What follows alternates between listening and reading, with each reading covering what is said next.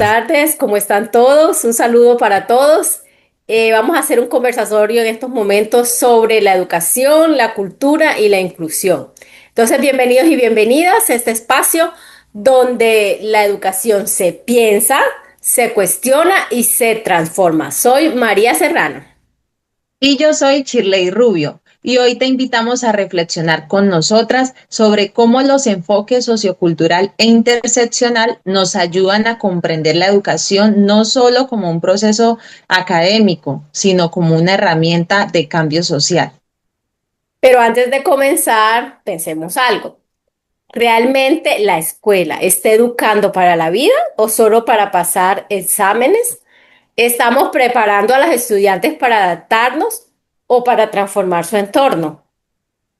Esas preguntas son el punto de partida para mirar la educación con otros ojos, los de la cultura, la comunidad y la diversidad. Ok, entonces el primer contexto que vamos a trabajar es el contexto sociopedagógico.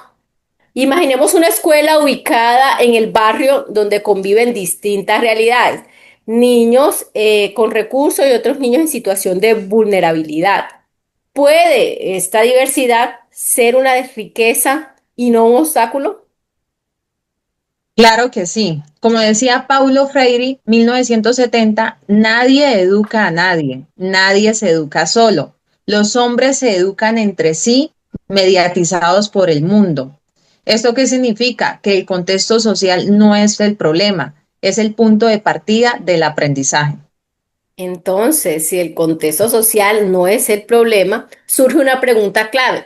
¿Por qué seguimos aplicando los mismos modelos de enseñanza que ignoran la realidad social del estudiante? Porque muchas veces la escuela reproduce esquemas rígidos y uniformes, se enfrascan, ¿sí? Pero la pedagogía crítica, como lo plantea Peter Manlaren, 1994, deben desafiar esas estructuras y formar sujetos capaces de cuestionar lo establecido. Así, el contexto sociopedagógico no se observa desde la distancia, se vive, se siente y se transforma en la comunidad, ¿cierto? Ahora hablemos un poco sobre el enfoque sociocultural. ¿Sí? El enfoque sociocultural desarrollado por Vygotsky nos recuerda que aprender no es acumular información, sino que debemos construir significados en relación con otros. Pero pensemos, ¿qué pasa cuando un estudiante aprende sin sentirse parte del grupo o sin una guía cercana? Sucede que el aprendizaje se vuelve mecánico y sin sentido, ¿cierto? Así es, Vygotsky lo explicaba con su contexto de zona de desarrollo próximo. Ahí él nos indica que los estudiantes necesitan del acompañamiento social y del lenguaje como mediador del pensamiento. Y Brunner en 1997 amplía esta visión al decir, enseñar es mostrar al estudiante que puede pensar por sí mismo. Y esto implica diálogo, cooperación y respeto por los saberes previos del estudiante. Entonces preguntémonos, ¿qué tipo de escuela queremos?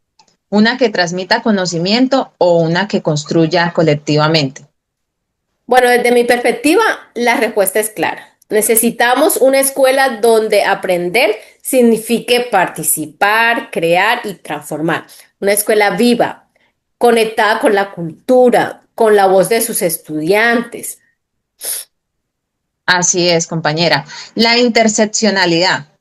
La palabra interseccionalidad puede parecer compleja, pero en realidad describe algo cotidiano.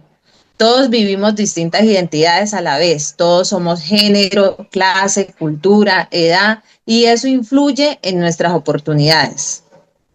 Sí, este concepto acuñado por Kimberly Crenshaw en 1989 nos enseña que no podemos hablar de inclusión si no reconocemos cómo se cruzan las desigualdades. Por ejemplo, una niña afrodescendiente y de bajos recursos no enfrenta solo un tipo de discriminación, sino varias que se entrelazan. Entonces surge ahí la pregunta disruptiva. ¿Está preparada la escuela para ver al estudiante más allá del uniforme? ¿O sigue enseñando desde una mirada única que ignora las diferencias? Lamentablemente, muchas veces la escuela busca homogenizar. Pero la pedagogía crítica planteada por Peter McLaren debe revelar estas injusticias y construir espacios donde cada vez la voz sea mejor escuchada. Así es, la interseccionalidad nos obliga a repensar las prácticas educativas. No basta con incluir, hay que transformar las condiciones que generen exclusión. Y aquí hay una reflexión personal, compañera. ¿Qué pasará si en lugar de enseñar para todos, enseñamos con todos? Probablemente tendríamos una escuela más humana, ¿sabes? Participativa y transformadora. Así es, compañera. Escuela y pedagogía social, ¿sí? Otro concepto, la pedagogía social responde precisamente a esa necesidad de abrir la escuela al entorno. Según Caride y Meira 2000, su propósito es fortalecer los lazos sociales y fomentar la participación ciudadana. Pero preguntémonos algo más profundo. ¿Qué sentido tiene enseñar matemáticas o historia si no ayudamos a los estudiantes a entender su papel en la sociedad? Exacto. Educar no es solo formar académicamente, sino formar personas con conciencia crítica capaces de convivir y de construir comunidad. Desde nuestra experiencia, vamos a proponer entonces 5 acciones pedagógicas para fortalecer este enfoque. El primero, que haya proyectos comunitarios donde la escuela y el trabajo se junten. El segundo, que haya talleres de diálogo intercultural para comprender otras perspectivas. El tercero, que haya tutorías colaborativas que fortalezcan la solidaridad entre los compañeros. El cuarto, que haya participación familiar activa en las decisiones escolares. Y como quinto, que haya campañas de inclusión, respeto y que promuevan la empatía y la convivencia. Así es, compañera. Como diría Paulo Freire, la educación debe ser un acto de libertad, no de domesticación. La escuela que queremos no adoctrina, sino que inspira, cuestiona y transforma. Entonces, para cerrar, la educación debe ser para transformación. Entonces, ¿qué nos deja el enfoque sociocultural y la interseccionalidad? Bueno, nos enseña que educar no es llenar cabezas, ¿cierto? Sino abrir campos, que el aprendizaje no ocurre solo en el aula, sino en relación de los unos con los otros y con la cultura. Nos demuestran que la diversidad no es amenaza, sino una oportunidad para crecer como sociedad. Y nos recuerdan también que enseñar desde la empatía y la justicia es una forma de resistir frente a la indiferencia. Porque como decía Freire, la educación no cambia el mundo, cambia a las personas que van a cambiar el mundo.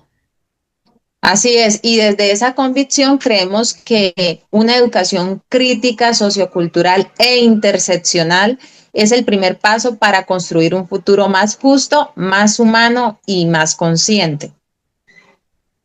Muy Bueno, bien. gracias por acompañarnos en Educación, Cultura e Inclusión.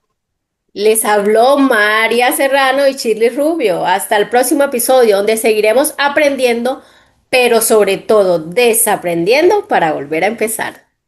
Hasta Chao. luego. Chao.